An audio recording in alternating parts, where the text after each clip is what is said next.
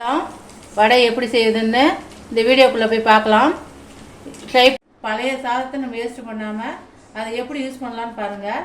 பழைய சாதம், அரிசி மாவு, ரவை, இஞ்சி துருவல், கேரட் துருவல், கருவேப்பிலை, கொத்தமல்லி, வெங்காயம், வரமிளகாய், கொஞ்சம் மிளகு சீரகம், தயிர்.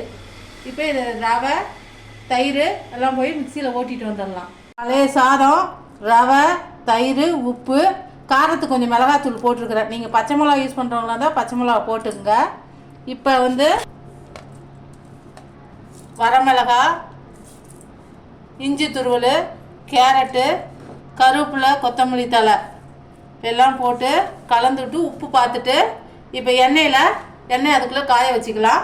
எண்ணெயில் செஞ்சுட்டு பொரிக்கலாம். கொஞ்சம் கலந்துக்கலாம்.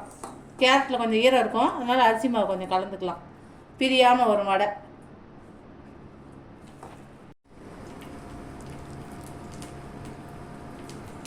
இப்போ எண்ணெய் காஞ்சிருச்சு. இப்போ எண்ணெயில் போடலாம். சின்னதாகவே போடலாம்.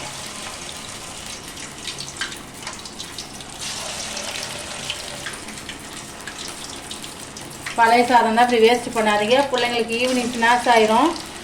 அது கூட ஒரு டீயோடு கொடுத்தா பிள்ளைங்க சாப்பிடணும். கொஞ்சம் தேங்காய் சட்னி வச்சு கொடுங்க.